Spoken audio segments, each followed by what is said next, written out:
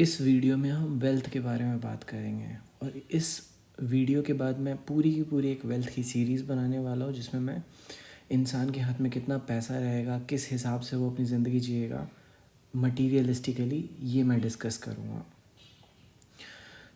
बहुत बड़ा मिसकंसेप्शन ये है कि आप बर्थ चार्ट देख के बता सकते हो कि कोई इंसान कितना अमीर होगा।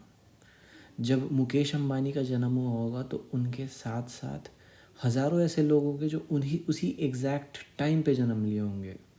उसी एग्जैक्ट पॉइंट ऑफ टाइम पे कितने सारे लोगों ने जन्म लिया होगा, लेकिन हर कोई अमीर नहीं होता। तो एक बात तो साफ़ है कि कुंडली से आपकी अमीरियत का पता नहीं चलता, लेकिन कुंडली को पढ़ने का तरीका होता है जिससे आपको नफ़ा नुकसान पता चलता है। आपकी ज़िंदगी में किस तरीके से, कब, कैसे, क्या एंजॉय कर रहे हो आप अपनी लाइफ में, ये पता चलता है।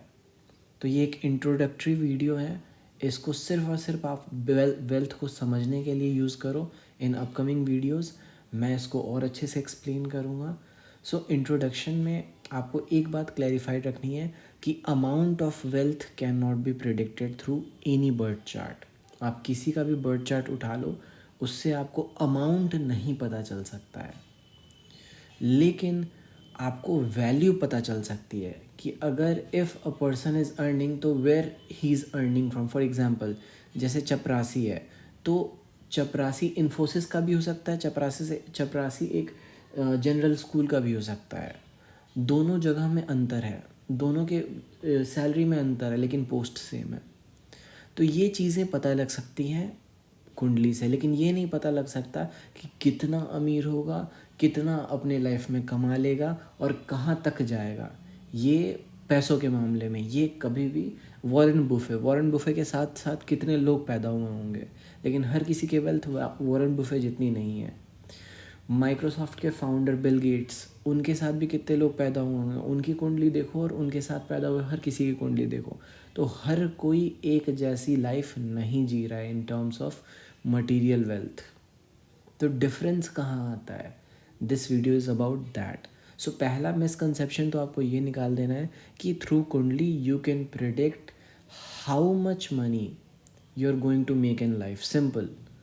हाँ, लेकिन प्रेडिक्ट क्या कर सकते हो? तो from where you are getting your money from, what you can expect out of that money and how that money fluctuates. ये 3-4 चीज़ें हैं जो प्रेडिक्ट कर सकते हो। तो in total there are 4 houses जो हम मटीरियल वेल्थ के लिए देखते हैं। सबसे पहला सेकंड हाउस। सेकंड हाउस जो होता है वो आपका सेविंग अकाउंट होता है। आपके इन हैंड कैश कितना है, आप कितना खर्चा कर सकते हो, पर्स में आप बटुए में कितना पैसा लेके चलते हो। अगर सेकंड हाउस स्ट्रॉन्ग है, अष्टक वर्ग में पॉइंट्स ज़्यादा मिले हुए हैं, तो आपको वेल्थ की, मटेरियल वेल्थ की कमी नहीं मिलेगी। भोग का स्थान होता है दूसरा स्थान, खाने का, पीने का, रहने का, कपड़े लत्ते का, हर चीज़ का स्थान, आपकी बिलोंगिंग्स, मोबाइल फ़ोन। अगर दूसरा स्थान स्ट्रॉन्ग है तो आप सस्ता मोबाइल कभी नहीं खरीदोगे, महंगा ही खरीदोगे आप। दूसरा हाउस जो होता है वेल्थ के लिए जो देखते हैं वो है हमारा 8th हाउस। 8th हाउस जो होता है ये आपके इन्वेस्टमेंट्स होते हैं, ये आपका बैंक डिपॉजिट्स होते हैं, आपके वो फंड्स होते हैं जो आपने फ्रीज़ कर रखे थे लेकिन यूजेबल नहीं होते वो। जैसे प्रॉपर्टी, आपके पापा के पास जो प्रॉपर्टी है वो आपका 8th हाउस। सिंपल, वो प्रॉपर्टी जो आपको मिलने वाली है। और 8th हाउस को सिंपल आप इन्वेस्टमेंट से समझो। जो भी आप इन्वेस्ट कर रहे हो किसी चीज़ में, आप अपना टाइम दे रहे हो, आप अपना मनी दे रहे हो। अगर आपने किसी को ख़रीद के कुछ दिया है बिज़नेस करने के लिए, जो पैसा आप लोन देते हो दूसरे को, वो 8th हाउस है। 8th हाउस पे किसी का कंट्रोल नहीं रहता। अगर 8th हाउस आपका पावरफुल है, आप ज़िंदगी भर इन्वेस्ट करते रह जाओगे। और दूसरा स्थान 8th हाउस से ख़राब है तो आप इन्वेस्ट ज़्यादा करोगे, कमाओगे कम। सिंपल। लेकिन दूसरा स्थान अगर पावरफुल है, 8वां कमज़ोर है, तो आप इन्वेस्ट कम करोगे और पैसा आपके हाथ में ज़्यादा रहेगा। अब ये सिंपल लॉजिक है, इसको बहुत ही क्रूडली लेना है आपको, और जैसा मैं बता रहा हूँ वैसा ही लेना है। साइंस और प्लैनेट्स आपके हाउसेस को डिफ़ाइन करते हैं, जिनकी वीडियोस मैंने पहले बना रखी है, आप वीडियोस देखो और क्लैरिफाई होगा।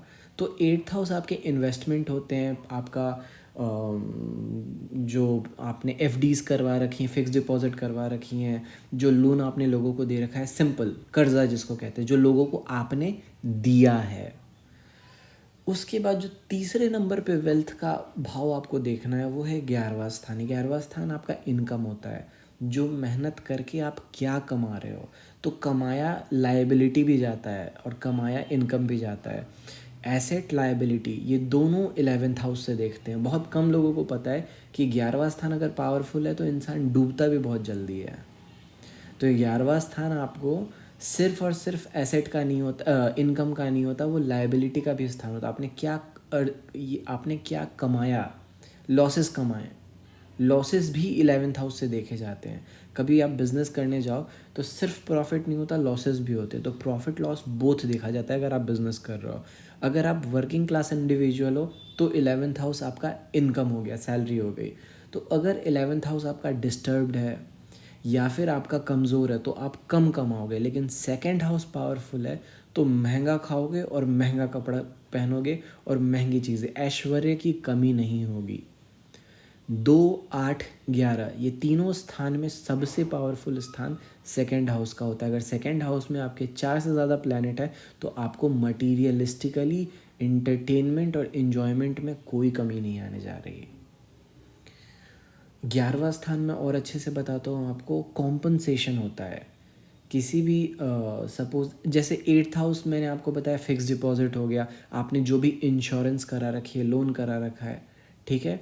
11th हाउस जो होता है इन सब का कॉन्सिक्वेंस होता है। जब लोन का रिपेमेंट इंटरेस्ट आता है आपको तो वो इंटरेस्ट 11th हाउस हो गया। इंश्योरेंस जब टूटा तो जो क्लेम आप करते हो तो क्लेम 8th हाउस हुआ, लेकिन उसका जो प्रॉफिट हुआ वो 11th हाउस हुआ। तो 11th अगर ख़राब है और 8th स्ट्रॉन्ग है तो आप पैसा ज़्यादा इन्वेस्ट करोगे लेकिन रिजल्ट आपको अच्छा नहीं मिलेगा। 11th हाउस रिजल्ट भी होता है, जो भी आपके मेहनत होते हैं, जैसे एग्ज़ाम में आप पास हो गए नहीं हो गए, वो 11th हाउस से पता चलता है।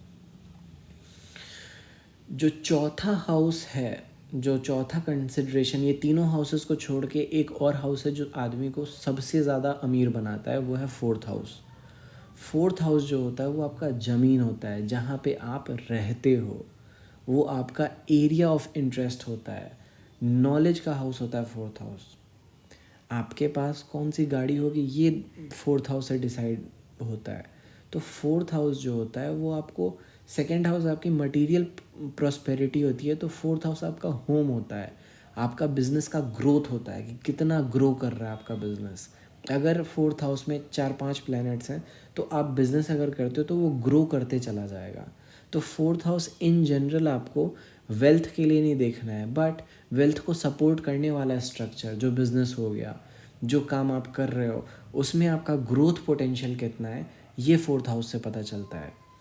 तो 4th हाउस अगर स्ट्रॉन्ग है आपका तो आप समय के साथ बहुत ही ज़्यादा नॉलेजेबल पर्सन बन जाओगे। 11th हाउस स्ट्रॉन्ग है आपका तो समय के साथ आप बहुत कमाओगे। अगर 8th हाउस स्ट्रॉन्ग है तो आप इन्वेस्टमेंट बहुत ज़्यादा करोगे, लोन सबको बांटते चलोगे।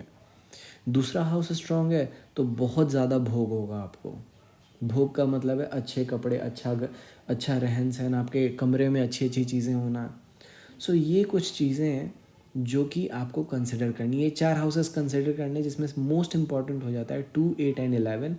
और 4th हाउस हम देखते हैं सिर्फ और सिर्फ प्रॉस्पेरिटी के लिए, ओवरऑल प्रॉस्पेरिटी के लिए। इन कमिंग वीडियोस में इन सब में किस तरीके से चीज़ें चेंज होती हैं, उतार चढ़ाव कैसे होता है, मैं ये बताऊंगा। बट ये जस्ट इंट्रोडक्टरी वीडियो है। आप अपने वेल्थ के हाउसेस को क्लैरिफाइड रखो, क्योंकि in upcoming videos direct relation कैसे होता है प्लैनेट के ट्रांजिट का और उनका इफेक्ट मैं वो डिस्कस करूँगा।